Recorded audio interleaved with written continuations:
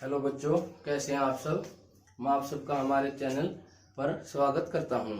तो आज हम शुरू करेंगे 9th क्लास का जो सेकंड चैप्टर था the physical features of India, उसका रिमेनिंग पार्ट आज हम करेंगे। तो एक बार मैं आप सभी को बता दूं कि ये चैप्टर काफी लंबा हो गया है और कई बच्चों के कमेंट आ रहे हैं कि सर ये चैप्टर आपने ज्यादा बड़ा कर दिया है।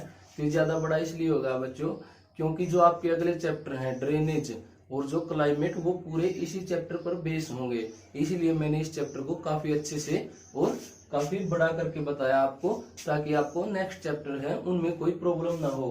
क्योंकि देखिए, अगर मान लीजिए मैं आपको बोलूंगा कि जो हिमालयन रिवर्स है वो हिमालय से निकलती हैं, और अगर आपको हिमालय के बारे में नहीं पता होगा, हिमालय कहाँ पर है या पेनिनसुलर इंडिया कहाँ पर है, मैं बोलूंगा पेनिनसुलर रिवर्स या पेनिनसुलर जो रिवर्स कहाँ से कहाँ जाती हैं, तो आप उस चीज को समझ नहीं पाएंगे। इसलिए मैंने इस चैप्टर को बहुत अच्छे से करवाया, क्योंकि ये आपका बेस चैप्टर है और लगभग सभी चैप्टर इसी पर बेस होंगे। तो आप इस चैप्टर को अच्छे से पढ़ें, और अगर आप वीडियो पर नए हैं तो इस चैप्टर की जो पिछली वीडियोज हैं उनको जाकर देख सकते हैं, डिस्क्रिप्शन बॉक्स में आपको उनका लिंक मिल जाएगा। तो आइए आज हम शुरू करते हैं हमारा चैप्टर। कि हमने देखी जो फिजिकल फीचर्स ऑफ इंडिया था, उसके दो पार्ट हमने कंप्लीट कर लिए थे, the Himalayas and the northern plains. आज हम शुरू करेंगे the peninsular plateau, the desert, coastal plains and island. देखिए, पेनिनसुलर प्लेट्यू को हिंदी मीनिंग होता है कि प्रायद्वीपीय पठार। तो आइए आज हम सबसे पहले शुरू करते हैं पेनिनसुलर प्लेट्यू से। देखिए, सबसे पहले जो वर्ड है पेनिनसुलर या प्रायद्वीपीय, इसको समझिए कि क्या होता है। पेनिनसुलर उस लैंड मास को बोलते हैं, the land mass covered it's 3 side by the water, यानी कि जो भूमि 3 ओर से पानी से घिरी हुई हो उसे क्या बोलते हैं, पेनिनसुलर बोलते हैं। तो यहाँ पर देखिए, पेनिनसुलर का हमारा मीनिंग जो दक्षिण भारत है ये 3 ओर से पानी से घिरा। देखिए, ये पूर्वी भाग है, यहाँ पर हिंद महासागर और बंगाल की खाड़ी है। ये पश्चिमी भाग है, यहाँ पर अरब सागर है, और ये दक्षिणी भाग है, यहाँ पर भी हिंद महासागर है। तो ये 3 ओर से पानी से घिरा हुआ है, इसलिए हम इसको बोलते हैं द पेनिनसुलर, यानी कि प्रायद्वीपीय पठार। तो आइए हम शुरू करते हैं कि प्रायद्वीपीय पठार है क्या। सबसे पहले मैं आपको बता दूं कि प्रायद्वीपीय पठार जो है वो एक मेज की आकृति वाला पठार होता है, यानी कि वो मेज की आकृति वाली भूमि होती है, यानी कि वो चट्टानों से बनी हुई होती है, लेकिन उसमें ऊंची चोटियां नहीं पाई जाती। सिर्फ क्या होती है, वो फ्लैट लैंड होती है। वो क्या होती है, फ्लैट लैंड। एक टेबल जैसी आकृति उसकी होती है।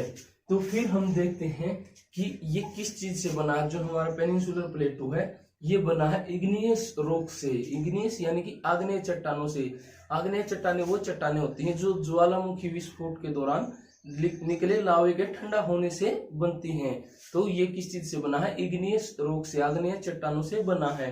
और ये किस भाग का हिस्सा है, ये हिस्सा है गोंडवाना लैंड भूमि का।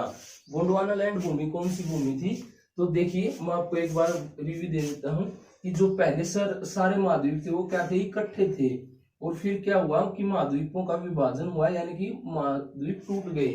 और ये थी 0 डिग्री यानी कि भूमध्य रेखा। जो इससे नॉर्दर्न भूमि थी, यानी कि उत्तरी भूमि थी, नॉर्दर्न पार्ट था, वो क्या कहलाती थी, वो अंगारा लैंड कहलाती थी। और जो इसका सदर्न पार्ट था, यानी कि दक्षिणी भूमि थी, वो क्या कहलाती थी, वो गोंडवाना लैंड कहलाती थी। तो ये जो प्रायद्वीपीय भारत है ये किस चीज का है, ये दक्षिणी भूमि का पार्ट है, या गोंडवाना भूमि का पार्ट है। क्या हम कह सकते हैं कि ये क्या है, गोंडवाना भूमि का पार्ट है। तो आइए हम आगे शुरू करते हैं।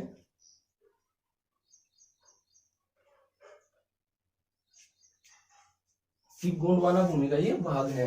तो अब जो प्रायद्वीपीय भाग है उसको कितने भागों में बांटा है, देखिए प्रायद्वीपीय पठार को 2 भागों में बांटा है। मेनली 2 पार्ट है इसके, 2 पार्ट्स, यानी कि एक है सेंट्रल हाईलैंड्स। सेंट्रल जो आपको ये लाइन दिख रही है ये कौन सी है, ये है नर्मदा रिवर। ये है नर्मदा रिवर। ये कौन सी है, नर्मदा रिवर। यानी कि नर्मदा रिवर से जो उत्तरी भाग है, नॉर्दर्न पार्ट है, उसको क्या बोलते हैं, सेंट्रल हाईलैंड्स।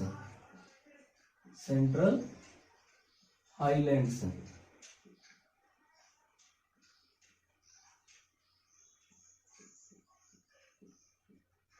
और जो ये नर्मदा रिवर इसका दक्षिणी पार्ट है, यानी कि जो सदर्न साउथ की तरफ है उसको क्या बोलते हैं, दक्कन प्लेट्यू, दक्कन प्लेट्यू, इसको बोलते हैं डेक्कन प्लेट्यू। जो ये पार्ट है सेंट्रल हाईलैंड्स है, देखिए ये किस चीज से जुड़ी हुई है, यहाँ पर क्या है, नर्मदा नदी कहां से निकलती है, विंध्याचल पर्वतमाला से, यानी कि विंध्याचल माउंटेन से निकलती है। तो इसके साउथ में कौन सी पर्वत श्रेणियां हैं, तो यहाँ पर विंध्याचल माउंटेन रेंज है। और इस तरफ देखिए, अगर इसके हम वेस्टर्न यानी कि पश्चिमी भाग में देखें तो यहाँ पर अरावली है, यानी कि अरावली माउंटेन्स हैं। तो ये किस चीज से घिरी हुई है, देखिए यहाँ पर विंध्याचल और इस तरफ वेस्टर्न पार्ट इसका किस चीज से, कौन सी माउंटेन से घिरा हुआ है, अरावली माउंटेन से घिरा हुआ है। तो सेंट्रल हाईलैंड्स के देखिए कई पार्ट हैं, जैसे मालवा का पठार है, Malwa plateau and Bundelkhand and Baghelkhand, यानी कि बुंदेलखंड और बघेलखंड जो प्लेट्यू है वो कहाँ पर है, वो सबसे ज्यादा उनका पार्ट उत्तर प्रदेश में है। और ये कैसी भूमि है, वहां पर बारिश काफी कम होती है बुंदेलखंड और बघेलखंड प्लेट्यू में। तो इसको भी कई भागों में बांटा गया है। किसको, जो सेंट्रल हाईलैंड्स है इसको कितने भागों में, इसको भी आगे चलकर कई भागों में बांटा गया है, लेकिन जो हमारा मेन पार्ट है इसको 2 भागों में ही बांटा गया है। तो सेंट्रल हाईलैंड्स की आपको पता चल गया कि ये कहाँ कहाँ पर है। तो फिर हम बात करते हैं डेक्कन प्लेट्यू, यानी कि जो दक्कन पठार है उसके कितने पार्ट हैं और उसकी क्या क्या विशेषताएं हैं, उसकी कैरेक्टरिस्टिक्स क्या क्या है। तो डेक्कन प्लेट्यू है जो इसके साउथ में, देखिए इसके तो जो विंध्याचल माउंटेन्स थे वो इसके तो साउथ में थे, लेकिन दक्कन प्लेट्यू के नॉर्थ में है। तो इसके नॉर्थ में क्या है, विंध्याचल माउंटेन्स है। और वेस्ट में जो है इसको हम क्या बोलते हैं, जो ये आपको ये एक लाइन दिख रही है इसको हम बोलते हैं वेस्टर्न घाट्स, इसको बोलते हैं वेस्टर्न घाट्स, और इस साइड को ईस्टर्न घाट्स। तो यहाँ पर भी क्या है, माउंटेन्स हैं, जैसे इस तरफ अन्नामलाई की पहाड़ियां हैं, सतपुड़ा और नीलगिरी की पहाड़ियां, नीलगिरी की पहाड़ियां कहाँ पर है, जहां पर ये दोनों घाट्स मिलते हैं। और इस साइड की कौन सी है, महेंद्रगिरी पर्वत है जो सबसे ऊंचा पर्वत है इस घाट का। तो इस साइड कौन सा है, महेंद्रगिरी पर्वत है, महेंद्रगिरी माउंटेन्स है, ये माउंटेन रेंज है। तो ये किस चीज से घिरा हुआ, डेक्कन प्लेट्यू। और डेक्कन प्लेट्यू का एक भाग क्या कहलाता है, जो यहाँ पर फैला हुआ है उसको क्या बोलते हैं, उसको बोलते हैं कार्बी एंग्लोंग प्लेट्यू, यानी कि कार्बी एंग्लोंग पठार या मेघालय पठार भी बोलते हैं।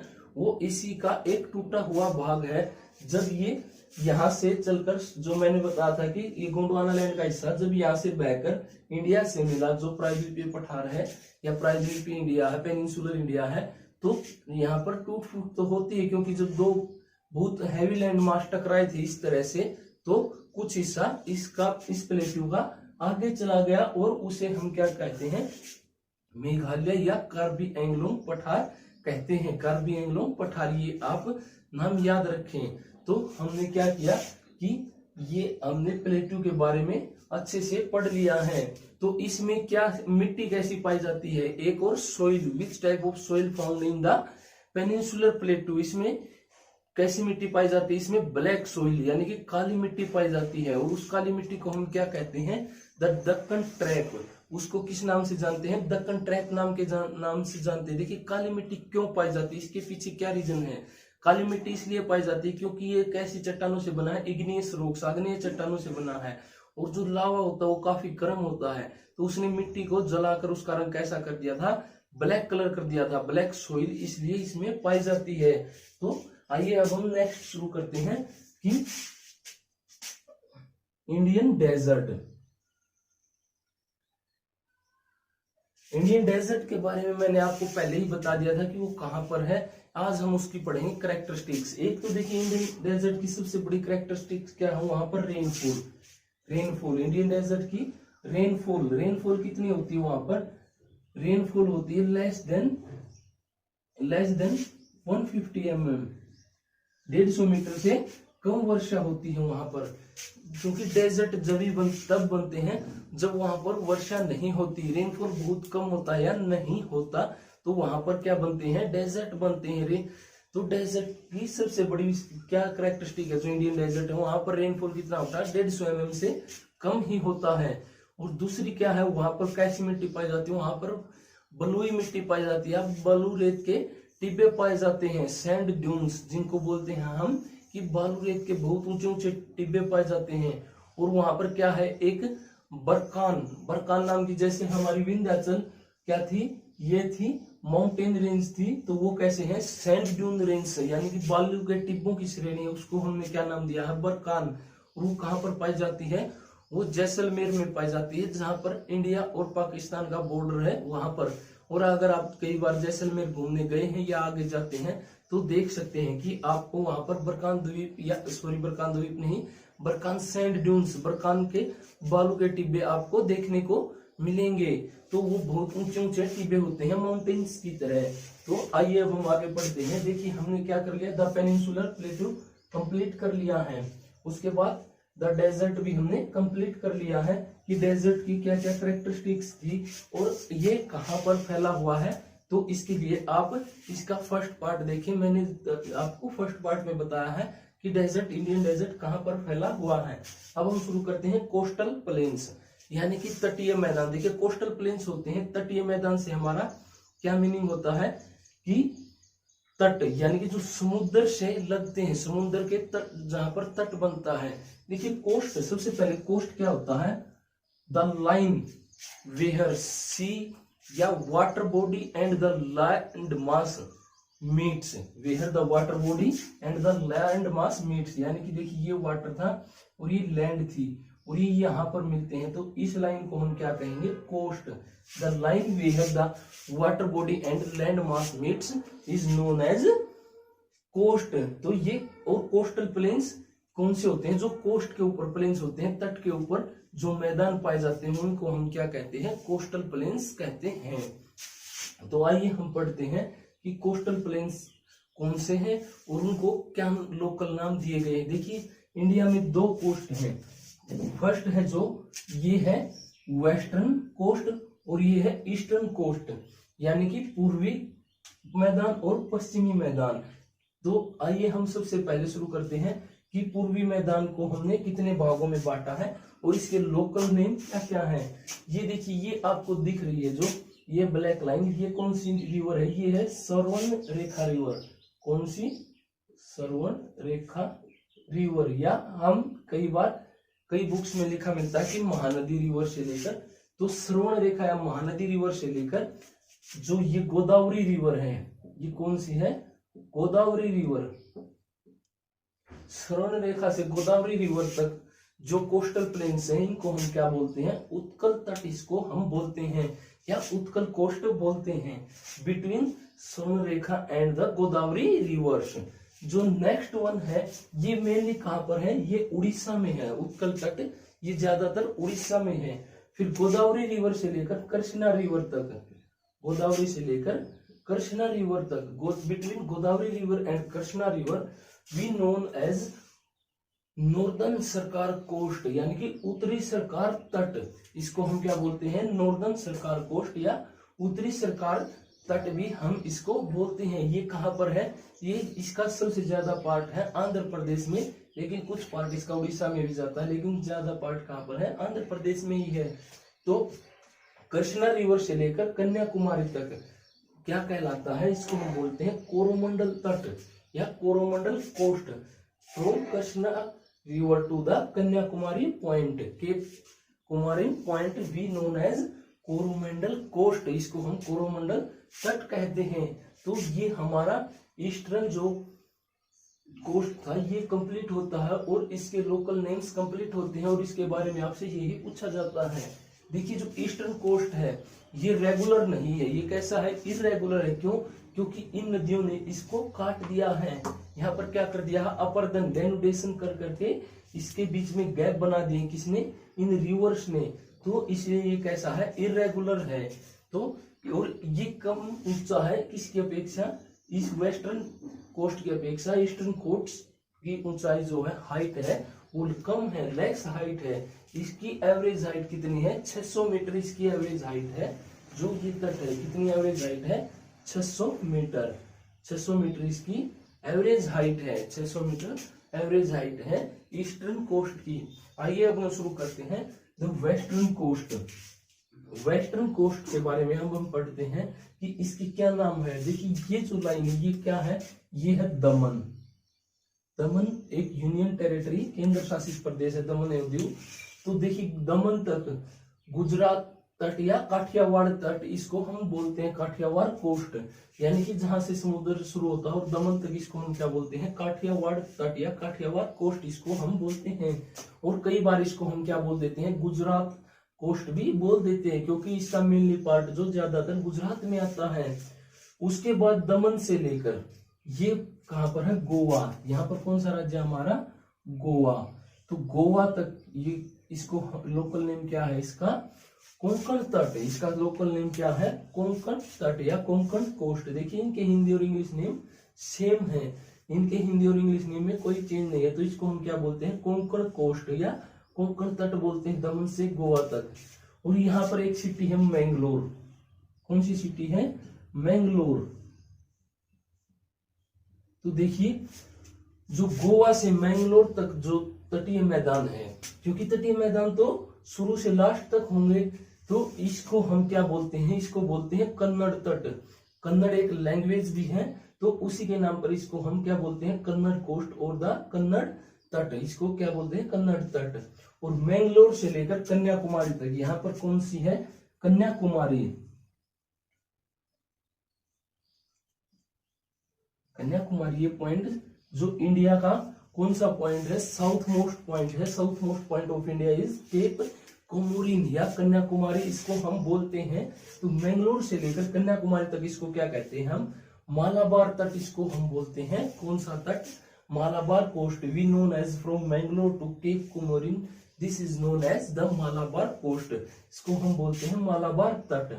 तो देखिए आपका कोस्टल प्लेन से जो कंप्लीट हो गया है, और आपको काफी अच्छे से समझ में आ रहा होगा, क्योंकि मैं आपको मैप से इसलिए करवाता हूं ताकि आपका माइंड मैप बन जाए, कहां पर क्या चीज है, और आप उसको रटे नहीं, अच्छे से समझ सकें। काफी आपको आसानी हो लिखने में भी, क्योंकि अगर आपको वो सब याद है, देखिए आपको रटा नहीं है, आपने समझा है और आपको सभी याद है, तो आप क्या करेंगे, एकदम से एग्जाम्स में अच्छे से, काफी अच्छे से आंसर दे सकेंगे। और हो सकता है जो ज्यादा इंटेलिजेंट बच्चे हैं, जो थोड़े एडवांस बच्चे हैं, वो क्या करेंगे, उसका आंसर मैप बनाकर ही लिख के आए। अगर ये क्वेश्चन बड़े क्वेश्चंस में 5 या 6 नंबर्स में आपके आता है, तो वो बच्चे क्या करते हैं, मैप बनाकर ही इसका आंसर देते हैं, क्योंकि ज्योग्राफी हमेशा मैप से ही अच्छी लगती है। और आप भी कोशिश करें कि मैप के साथ इसको याद रखें। तो आपका कोस्टल प्लेन से क्या हो गया है, कंप्लीट हो गया है। देखिए इस साइड जो ये कोस्टल प्लेन है, वेस्टर्न कोस्टल प्लेन है, इस पर जो सबसे ऊंची चोटी है उसका क्या नाम है, उसका नाम है अन्नईमुदी।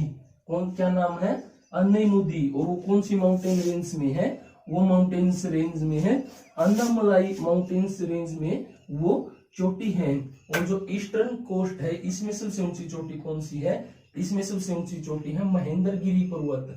तो देखिए महेंद्रगिरी की जो चोटी है, देखिए मैंने ये जितना भी लिखा था पूरा इसको क्या कर दिया है, साफ कर दिया है, इरेज कर दिया है। आप इसको वीडियो में साथ साथ अपने नोटबुक में नोट्स बनाते रहें। देखिए आपको अच्छे एग्जाम्स में अगर मार्क्स स्कोर करने हैं, एग्जाम्स में अच्छे मार्क्स स्कोर करने हैं, तो आप पूरे नोटबुक एक अच्छे से साफ नोटबुक लगाएं और उसमें ये पूरा लिखते रहें कि कहाँ पर क्या है, क्या मैंने लिखवाया विद मैप। आप मैप के साथ इसको ऐसे ही बनाएं ताकि आपको अच्छे से याद रहे और रिवीजन में भी काफी आसानी हो। क्योंकि आप बुक पढ़ते हैं 5-6 पेज होंगे इसी के ऊपर, लेकिन आप अगर वीडियो देखते हैं और आप उनको 5-6 पेजों को सिर्फ 10 मिनट में पढ़ लेंगे, और अगर आपने अच्छे से वीडियो नहीं देखा तो फिर आपके कुछ समझ में नहीं आएगा। तो आइए हम शुरू करते हैं आइसलैंड से। आइसलैंड का मीनिंग होता है द्वीप। आइसलैंड को हिंदी में क्या बोलते हैं, मैं यहाँ पर लिख देता हूँ।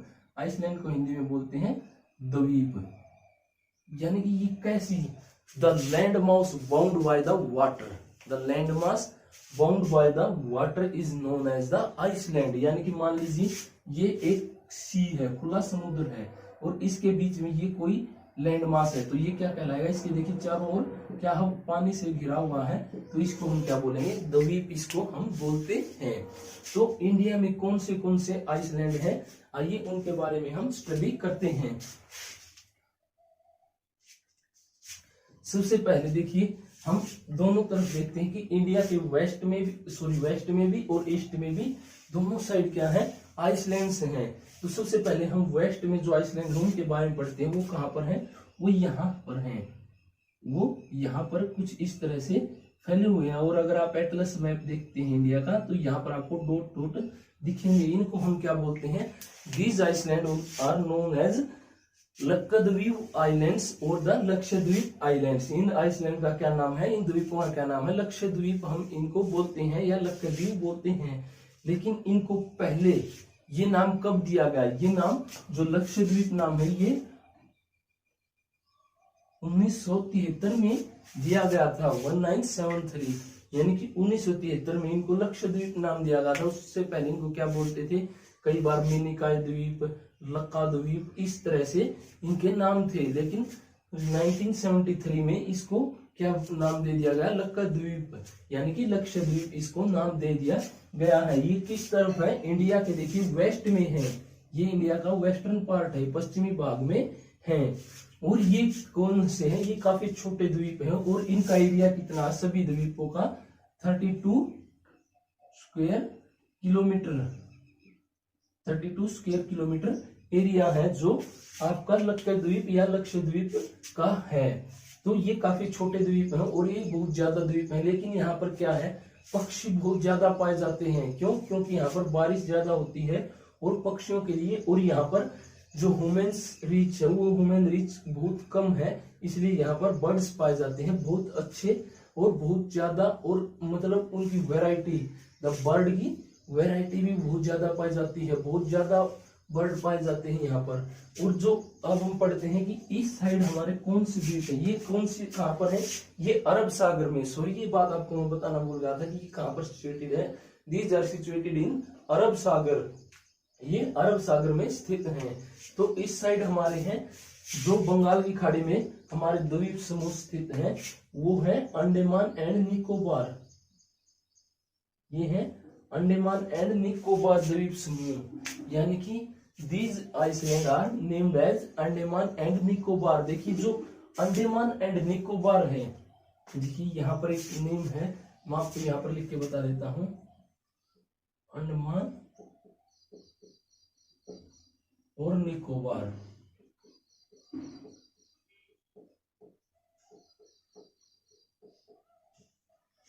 तो देखिए जो आधे द्वीप हैं इनको क्या नाम दिया गया है, अंडमान, और जो नीचे वाले द्वीप हैं उनको नाम दिया गया है निकोबार। क्योंकि देखिए और भी नीचे हैं, मैंने थोड़े ऊपर बनाए हैं ताकि आपको देखने में आसानी हो। जो 10 डिग्री चैनल है या 10 डिग्री अक्षांश है, 10 डिग्री जो अक्षांश है वो अंडमान और निकोबार द्वीप समूह को अलग करता है, यानी कि उससे जो नॉर्दर्न पार्ट है वो क्या कहलाता है, अंडमान, और सदर्न पार्ट क्या कहलाता है, निकोबार। और इन पूरे को क्या कहते हैं, अंडमान और निकोबार द्वीप समूह। और ये कहाँ पर सिचुएटेड है, ये बे ऑफ बंगाल यानी कि बंगाल की खाड़ी में सिचुएटेड है, स्थित है। और देखिए जो भारत में, देखिए ज्वालामुखी कभी नहीं फटते, सिर्फ भारत में क्या है, एक ज्वालामुखी है, और वो कहाँ पर है, जो अंडमान द्वीप है इसमें एक बैरन द्वीप है। कौन सा द्वीप है, बैरन द्वीप है, छोटा द्वीप है। तो उस बैरन द्वीप पर वो सिचुएटेड है वोल्केनो। इंडिया में केवल एक वोल्केनो है और वो कहाँ पर है, अंडमान निकोबार आइसलैंड्स में पाया जाता है। तो देखिए हमारा ये चैप्टर क्या होता है, आज हमारा ये कंप्लीट होता है चैप्टर। तो इसी के साथ आप इस चैप्टर को काफी अच्छे से पढ़ें, और इसकी मैं आपको क्वेश्चन आंसर की PDF जल्दी आपको दे दूंगा, और आप जिससे कि एग्जाम्स में अच्छे मार्क्स स्कोर कर सकेंगे। देखिए आपका ये चैप्टर बेस चैप्टर है, मैं आपको फिर बोल देता हूँ, आप इसको अच्छे से पढ़ें ताकि आपके जो नेक्स्ट चैप्टर हैं वो आपको काफी आसानी से याद हो जाएं। ओके, थैंक यू बच्चों।